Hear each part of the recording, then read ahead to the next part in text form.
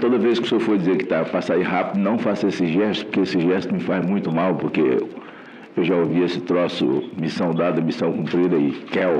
O ministro da Justiça compareceu à Comissão de Segurança Pública para prestar esclarecimentos sobre a suspensão dos acordos de cooperação técnica que uniam a Polícia Rodoviária Federal, as Forças Integradas de Combate ao Crime Organizado e os Ministérios Públicos Estaduais, grupos de atuação especial de combate ao crime organizado. No entanto, o que deveria ser uma oportunidade para justificar decisões estratégicas transformou-se em um momento de intensas críticas e cobranças. Os senadores da República não pouparam palavras para detonar não apenas o ministro, mas também a política de segurança pública do governo Lula, acusando-os de abandonar o combate ao crime organizado em um dos momentos mais críticos da história recente do país.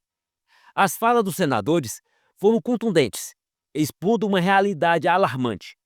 O governo federal estaria, direta ou indiretamente, pavimentando o caminho para o fortalecimento das organizações criminosas. Não se trata apenas de omissão, mas de um incentivo velado ao crescimento da criminalidade. Outro parlamentar foi ainda mais incisivo. As ações do governo contra o crime organizado não passam de discursos vazios, enquanto as quadrilhas ganham força e ameaçam a segurança da população brasileira. Veja. O Brasil, em nenhum outro momento da sua história, viveu uma quadra tão dramática e preocupante como a que nós estamos vivendo hoje. A escalada da violência é um fator visível. E aí é preciso constatar, né, a realidade que nós temos hoje, onde se observa um crime organizado, muito bem organizado, aparelhado, estruturado verticalmente. E aí o Estado brasileiro, com as suas mais diversas fontes e estruturas, desarticulado, desorganizado e mal aparelhado. E aí eu vou, ministro, com toda a vênia, com todo o respeito, eu acho que o problema do orçamento, ele é um problema. Todo governo ele vai ter esse fator como um fator de discussão, né? Nenhum governo consegue assegurar o orçamento ideal para cada pasta. Mas eu penso que nesse momento, e aí eu vejo, e aqui quero destacar isso, nós vamos ter a oportunidade de discutir essa proposta de emenda constitucional, vamos ter a oportunidade de discuti-la, mas eu penso que o principal aqui, ao longo do tempo, não é a questão orçamentária. Muito orçamento, para quem não sabe o que fazer, não vai resolver nada. A questão é, qual é o projeto? Qual é o projeto voltado para a política eficiente de segurança pública? O nosso modelo é um modelo que o dever de assegurar a segurança pública, a política de segurança pública, é dever do Estado. Do Estado como figura maior. Não é do Estado membro, é do Estado como figura maior, a partir daquelas funções que são próprias da União e com a colaboração de cada ente federado. O controle de fronteira, quando vai acontecer, tem uma operação que já tem até um nome. Eu não vou dizer aqui para reforçar a política de anúncio, não. Olha, dia tal, até o dia tal tem operação tal para controle de fronteira. Atenção, crime organizado. Atenção, contrabandista, atenção, narcotraficantes e tal. Dia tal vai ter operação tal. Então, nesse período, por favor, não saia de casa. Não desafie as forças de segurança. Mas que política é essa? Ministro Lewandowski, primeiramente, bem-vindo a essa comissão e com todos os seus diretores, onde discutimos aqui exclusivamente a segurança pública. Eu peço vênia a Vossa Excelência e ao nosso presidente para fugir um pouco do tema da audiência, mas não vou tão longe, afinal tudo se resume em segurança pública dos brasileiros. Ministro, nós que somos políticos, sentimos na pele quando voltamos para as nossas cidades, quando rodamos o Estado, e a insegurança dos brasileiros vai muito além da tela fria do celular, da tela fria da televisão. Nós ouvimos relatos pesados e, às vezes, inimagináveis. Pessoas cada vez mais inseguras, cada vez mais amedrontadas, vítimas de erros no combate ao crime que vêm de décadas.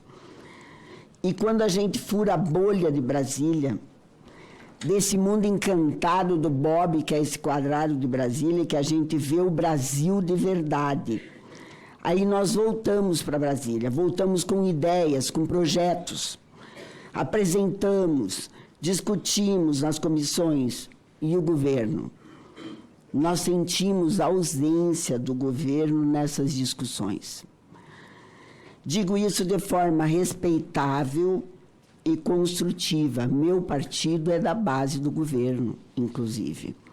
E falo com prioridade. No ano passado, apresentei um pacote com 4 propostas para enfrentar o crime organizado. O senhor, inclusive, recebeu de forma muito respeitosa e atenciosa para que lhe apresentasse as propostas. E até hoje não consegui sequer discutir as propostas nesta comissão, porque o governo pegou os projetos e está sentado em cima deles e não se discute. O governo não precisa concordar, mas, claro que não, ninguém precisa concordar com ninguém, segurança pública não tem partido, a segurança é para os brasileiros. Me permita ser breve e objetivo nas minhas colocações. Eu trabalho na segurança pública há mais de 20 anos. O que Vossa Excelência até o momento verbalizou aqui nessa sessão é um conjunto de lugares comuns que permeiam a segurança pública há décadas. Necessidade de integração, necessidade de investimento, enfim, é uma fala, é um discurso, mas que não gera resultados concretos. De concreto, ministro, o governo, ao solicitar o orçamento de 24, reduziu o valor de investimento no Fundo Penitenciário e reduziu no Fundo Nacional de Segurança Pública. Depois o relator reduziu mais ainda. E sem orçamento é só discurso. Esse é um ponto que me parece fundamental. Sem orçamento é só discurso. Toda vez que o senhor for dizer que está para sair rápido, não faça esse gesto, porque esse gesto me faz muito mal, porque eu já ouvi esse troço, missão dada, missão cumprida e quel, né? Isso me faz mal. E até porque eu estou nessa age do missão dada, missão cumprida, sempre me faz lembrar alguma coisa. Mas eu quero agradecer a presença do ministro, agradecer ao delegado doutor Andrei, o senhor Mário Sarubo e Antônio Fernandes de Oliveira e o senhor André Garcia. Senhor ministro, realmente as últimas palavras do senador Marco Rogério de que a pauta da segurança pública num país com as dimensões do Brasil e que há pouco tempo atrás, eu não sei hoje, até porque, assim, até por informação, eu gostaria de saber depois mesmo, houve dias em que eu já discuti a pauta da segurança nacional e só com 1.100 quilômetros abertos, só com o Paraguai, nós tínhamos por média lá, na época, de uns 30 agentes da Polícia Federal e um pouco mais de 12 delegados federais com uma extensão tão enorme. Mas nós vivemos dias em que o assalto é uma coisa que virou cultural no Brasil, se assaltar as pessoas, matar as pessoas e elas vão embora.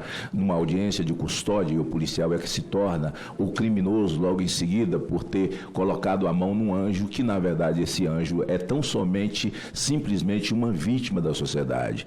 Dias difíceis em que os presídios de segurança pública que nunca se viu nesse país, o sujeito vai embora, né? E depois se entra outras pautas de segurança. Nós temos uma DPF aí, quem pode mais, pode menos, feita pelo PSB, pelo senhor Polon do Rio de Janeiro, que tornou o Rio de Janeiro com uma faixa de Gaza, com o Hamas agindo dioturnamente e não se sabe de fato qual é o plano para se resgatar o Rio de Janeiro e os morros do meu estado, de todos os outros estados e até o próprio asfalto do Brasil. A nossa condição de segurança pública ela é absolutamente ímpia. E aí, a razão pela qual da convocação do senador Moro é por que a Polícia Rodoviária Federal, juntamente com todos esses órgãos de repressão, porque ninguém reprime bandido dando flores para eles, nem livros. É preciso que você tenha uma estratégia para 2 próximas gerações, porque nós temos 2 que estão perdidas e elas são irrecuperáveis para o adiante, exatamente fazendo prevenção, tratando com prevenção, com educação, mas também a repressão. Ninguém faz segurança pública sem fazer a repressão e ainda criminalizando o policial. A minha pergunta, Vossa Excelência, é uma pergunta do país. Onde nós chegaremos e as razões pelas quais, porque nunca se fez tanta apreensão de droga. O GAERCO é tão importante para os ministérios públicos e tem mostrado a face do crime organizado, da lavagem de dinheiro principalmente, da corrupção de dinheiro público. É o GAERCO que tem feito esse levantamento. E eu pergunto até porque eu sempre trabalhei, estive junto com a Polícia Federal, quem sabe mais junto que muita gente. Eu comandei a CPI do narcotráfico e o que aconteceu porque a Polícia Federal estava junto na sua eficiência. Comandei a CPI da pedofilia. Sem a Polícia Federal não chegaríamos a lugar nenhum. Até o sigilo da Google nós quebramos no Brasil e abrimos e mostramos esse crime dos mais terríveis, dos mais hediondos, que é abuso de criança. E então, diante disso, como na verdade o convite de Vossa Excelência foi para tratar da questão de o fato da Polícia Rodoviária Federal, que está debaixo da autoridade do governo federal e do seu ministério, ter rompido com esses órgãos, né, ter tomado atitude, ela não pode tomar atitude por si, de fazer repressão ao crime organizado no Brasil. Então, a nossa segurança pública no Brasil, e encerro dizendo o seguinte, assim, eu já vi de tudo. Eu só falta ver chover para cima do que está acontecendo no Brasil aqui, do ponto de vista da segurança pública. O que realmente esse parlamento, né, e qual é a intenção do governo para fazer, na minha questão, a questão da repressão, porque com flores, certamente, nós não vamos resolver o problema do Brasil. A mensagem é clara. O Brasil está assistindo perplexo ao enfraquecimento das estruturas que outrora garantiam algum nível de controle sobre as atividades criminosas. A decisão de suspender os acordos de cooperação técnica é vista como um retrocesso perigoso, que coloca em risco não apenas a integridade das forças de segurança, mas também a vida de milhões de brasileiros. Enquanto discursos são feitos nos palanques, as organizações criminosas avançam sem resistência, ampliando seu poder econômico, político e social. O alerta dos senadores é claro. Se nada for feito imediatamente, o Brasil poderá enfrentar uma escalada sem precedentes da violência e do caos.